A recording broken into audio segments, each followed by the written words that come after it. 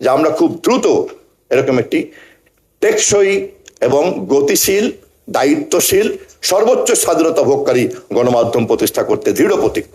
আমাদের দেশে এটা একটা নতুন সুযোগ তৈরি হয়েছে। আমাদের প্রধানমন্ত্রী, রাষ্ট্রনায়ক, দেশনায়ক তারেক রহমান যেভাবে রাষ্ট্র মেরামত করে একটা নতুন সম্ভাবনাকে উনি তৈরি করতে চাচ্ছেন, হি ডাজ মিন বিজনেস, এটাকেও আমরা কিন্তু একটা সুযোগ হিসাবে কাজে লাগাতে পারি। ফলে গণমাধ্যমের সাংবাদিকতা জগৎ যেই মালিক পক্ষ যার উপরে নির্ভরশীল, এবং যেই মালিক পক্ষ বিজ্ঞাপনদাতাদের উপরে নির্ভরশীল, এবং যেই সরকার জনগণের সমর্থন ধরে রাখার জন্য পাঠক দর্শক নির্ভর যে সমাজ, তাকে আস্থায় রাখার জন্য যে তার লক্ষ্য আগ্রহ, সেখানে সরকার এবং মালিক পক্ষের একটা আন্তঃসম্পর্ক এই সমাজে তৈরি হয়ে যায়, যা আমরা বিগত সরকারের আমলে দেখেছি।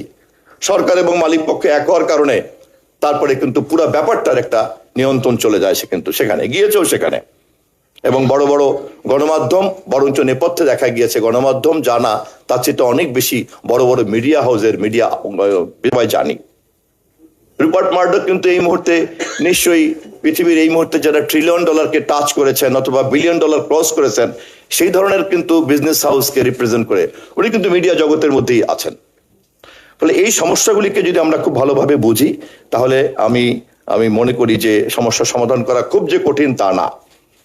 সাংবাদিক বন্ধুদের এই সমাধান করার জন্য যেই জনমত তৈরি করা দরকার, সেই জনমতের জন্য যদি আপনারা সরকারের এই সদিচ্ছা, দেশের ঐতিহাসিক প্রেক্ষাপটে আমাদের জন্য যে সুযোগ, এবং এটাকে কাজে লাগিয়ে আমরা যদি কাল্পনিকভাবে এভাবে চিন্তা করি যে হ্যাঁ, মালিক পক্ষকে আমরা এই শিল্প জগতে উৎসাহ বোধ করবেন, বিনিয়োগ করবেন, এরকম একটা পরিবেশ সরকার তৈরি করতে পারছে, তাহলে মালিক পক্ষ কিন্তু তার বিনিয়োগ বজায় রাখবেন। কারণ মালিক পক্ষ যদি সংবাদপত্র শিল্পের জগতের মুনাফার বিনিয়োগ এবং মুনাফা নিশ্চিত না পান, আমি যদি ধরে নেই যে কোনো ধরনের উদ্যোক্তা পাওয়া গেল না, তাহলে এই জগৎ কোত্থেকে থাকবে? তাহলে কি সরকার শুধু মালিক হবে? এটা কি সম্ভব? পৃথিবীর কোথাও কি আছে? তা হবে না। তাহলে মালিক পক্ষ যাতে এখানে থাকেন, সে তার জন্য কিন্তু আবার দেশে যদি প্রকৃত অর্থেই একটা বেসরকারি খাতের অর্থনীতি যদি আপনার গতিশীল না থাকে, তাহলে বিজ্ঞাপনদাতা কোথায় পাবেন? বিজ্ঞাপন আসবে কোত্থেকে? মালিক পক্ষ এখানে কেন ইনভেস্ট করবেন? আর তো কোনো সোর্স নাই ইনকামের। আর সাধারণ পাঠকটা হচ্ছে সংবাদের বস্তুনিষ্ঠ এবং গ্রহণযোগ্যতার কারণে এখানে ভিড় করবেন, সেটা ডিজিটাল প্ল্যাটফর্মে করুন, সেটা ইলেকট্রনিক প্ল্যাটফর্মে করুন, অথবা সেটা হার্ড কপি পাঠ করেই করুন। ফলে এখানে যত কোটি কোটি কোটি কোটি মানুষ ভিড় করবে, তত বেশি কিন্তু মালিক পক্ষ এবং বিজ্ঞাপনদাতাদের কিন্তু সংযোগ থাকবে।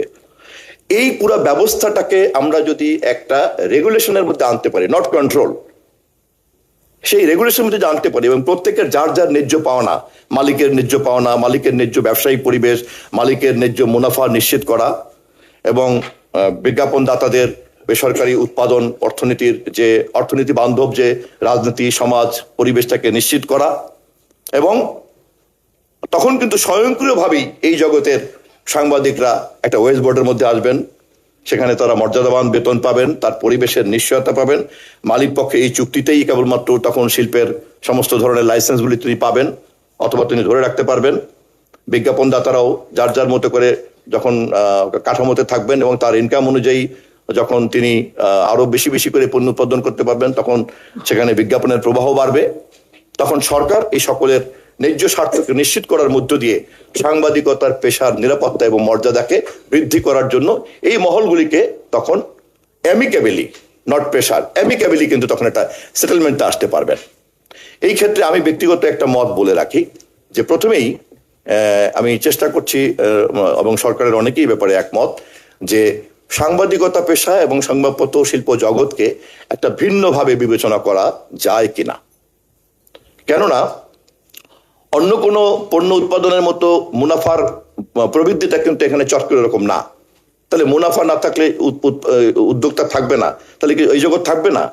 তাহলে এই জগৎকে ধরে রাখার জন্য এবং এখানে বিনিয়োগকারীদেরকে ধরে রাখার জন্য এবং তার মুনাফার প্রভাবকে ঠিক রাখার জন্য আমাকে প্রথমে একটা ইকোসিস্টেম ডেভেলপ করতে হবে।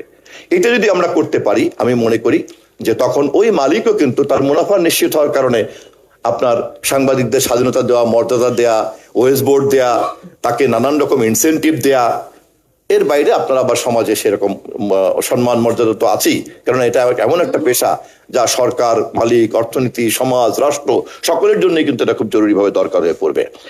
ফলে আমি আপনাদের সকলের কাছে এইভাবে বিবেচনা করার জন্য আহ্বান রাখছি যে আমাদের প্রথমত সরকার পক্ষ এবং মালিক পক্ষ এবং দেশের উৎপাদনশীল অর্থনীতির নিশ্চয়তাটা হচ্ছে আমি মনে করি কি পয়েন্ট, এবং এই কাজে যাতে সরকার এগিয়ে যেতে পারে সেই ক্ষেত্রে আপনারা যারা এখন সাংবাদিকতা জগতে আছেন, এই সংকটকালীন সময়েও আপনারা যারা ভালোভাবে একটা সুন্দর জিনিসকে প্রত্যাশা করছেন, আপনারা যদি সরকারকে সহযোগিতা যেভাবে করছেন এই মুহূর্ত পর্যন্ত, যেমন বললেন যে এখন পর্যন্ত সরকার অনেক বন্ধুসুলভ দায়িত্ব পালন করছে, এই উৎসাহগুলো যদি আপনারা দিতে থাকেন, যা ইতিমধ্যে সম্পাদক পরিষদ মাননীয় প্রধানমন্ত্রীকে দিয়েছেন, মালিক পক্ষ গিয়ে দিয়ে এসেছেন, আপনারা আজকে দিলেন, তাহলে সরকারও কিন্তু তখন উৎসাহিত হবে যে হ্যাঁ আসলেই একটা এই মিডিয়া ইকোসিস্টেমকে একটা প্রাতিষ্ঠানিক রূপ দিতে হবে।